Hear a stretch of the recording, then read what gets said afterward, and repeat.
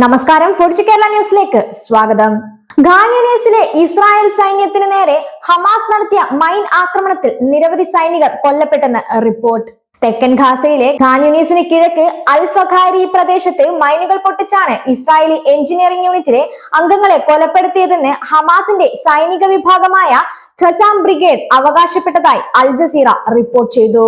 നിരവധി സൈനികർക്ക് ഗുരുതരമായി പരിക്കേറ്റതായും റിപ്പോർട്ടുണ്ട്. അതേസമയം 679 ബ്രിഗേഡിലെ ബറ്റാലിയനിലെ സൈനികനെ തെക്കൻ ഗാസയിലുണ്ടായ ആക്രമണത്തിൽ ഗുരുതരമായി പരിക്കേറ്റതായും ചികിത്സയ്ക്കായി ആശുപത്രിയിൽ പ്രവേശിച്ചതായും ഇസ്രായേൽ സൈന്യം പ്രസ്താവനയിൽ പറഞ്ഞു.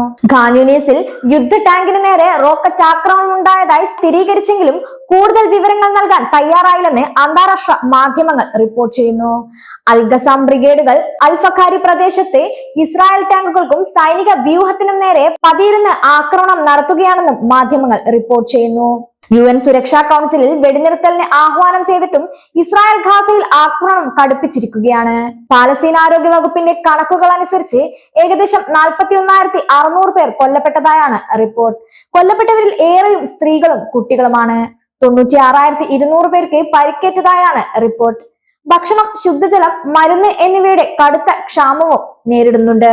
UN സുരക്ഷാ കൗൺസിലിന്റെ വെടിനിർത്തൽ ആഹ്വാനത്തെ വകവയ്ക്കാതെയാണ് ഇസ്രായേൽ മുന്നോട്ട് പോകുന്നത്. ഇതിനോടകം ലബനാനിലും ഗാസയിലുമടക്കം കരയുദ്ധം ആരംഭിച്ചിരിക്കുകയാണ് ഇസ്രായേൽ.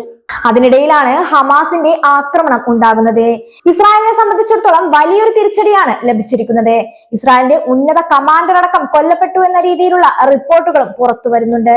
സ്വന്തം രാജ്യത്തെ ജനങ്ങളും സൈനികരും പോലും യുദ്ധത്തെ എതിർക്കുമ്പോഴും അതൊന്നും വകവെക്കാതെ പ്രധാനമന്ത്രി ബെഞ്ചമിൻ നെതന്യാഹു മനുഷ്യത്വരഹിതമായ പ്രവർത്തനങ്ങളാണ് നടത്തുന്നത്.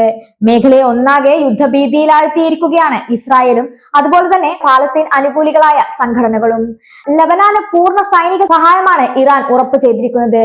ഹിസ്ബുല്ലയും തിരിച്ചടിക്ക് പൂർണ്ണ സജ്ജമാണ് എന്ന രീതിയിലാണ് പ്രതികരിക്കുന്നത്. ഇറാന്റെ തിരിച്ചടി ഉണ്ടാകുമെന്ന് മുന്നറിയിപ്പ് വന്നതിന് പിന്നാലെയാണ് ഇപ്പോൾ ഹമാസിന്റെ ഭാഗത്തു നിന്നും ഒരു മിന്നൽ ആക്രമണം ഉണ്ടായിരിക്കുന്നത്.